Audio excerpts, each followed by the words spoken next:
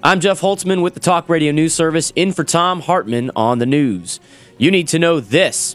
The Occupy Wall Street demonstration turned into a crackdown on Wall Street as NYPD officers disrupted a peaceful march across the Brooklyn Bridge and arrested more than 700 people on Saturday.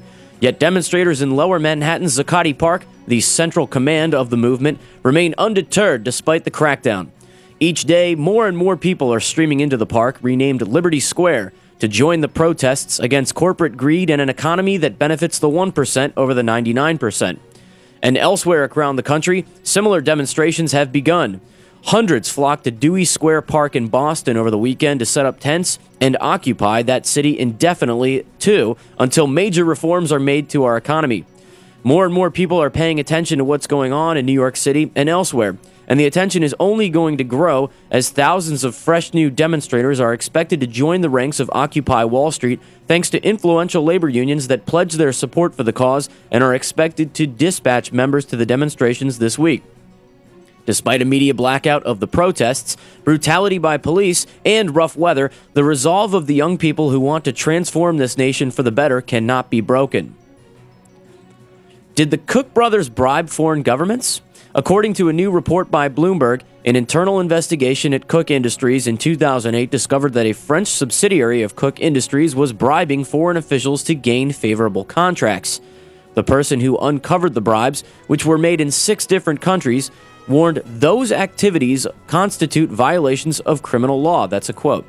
But the investigation didn't go much further, as the Koch Industries subsidiary promptly fired the internal investigator in 2009.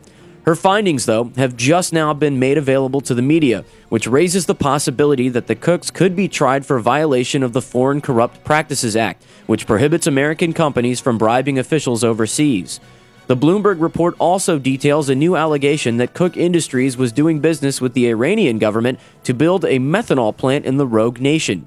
If the Bloomberg reports are true, then it looks like the Kochs not only spend their fortunes on manufacturing AstroTurf movements like the Tea Party in America, but also on bribing foreign governments and doing business with the likes of Ahmadinejad.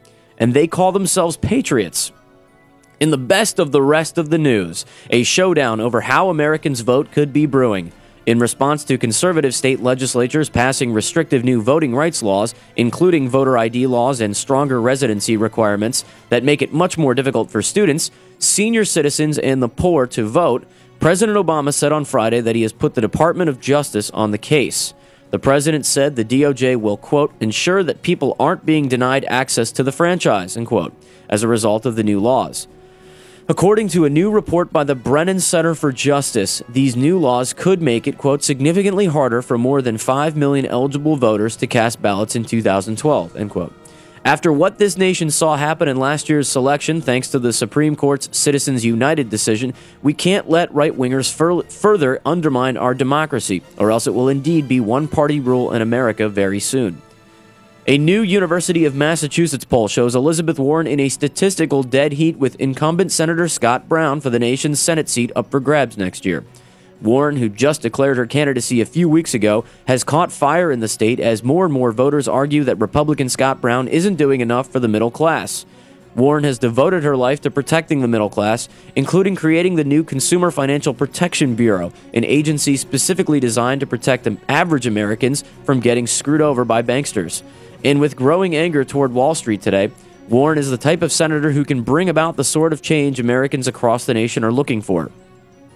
Climate and food researchers warned today that the world needs to begin preparing its food crops for the drastic changes in weather brought about by global warming.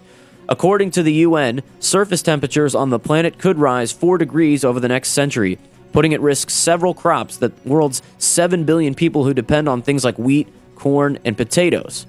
According to estimates by a research program called Climate Change, Agriculture, and Food Security, the world needs to invest $7 billion per year in new irrigation, agriculture research, and rural infrastructure to stave off fast-moving climate change-induced food crises. Bye-bye newspapers. According to the United Nations, newspapers around the world will cease to exist by 2040, being completely replaced by digital versions.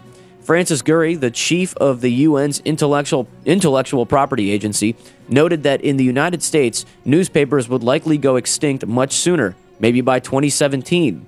Currently in America, more digital copies of the news are sold every day than actual newspapers.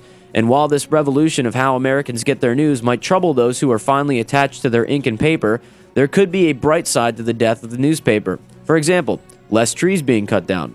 But more importantly, it could spell the end of the Bat Boy tabloids at supermarket checkout stands too. We can only hope. And that's the way it is today, Monday, October 3rd, 2011. I'm Geoff Holtzman, in for Thom Hartmann on the news.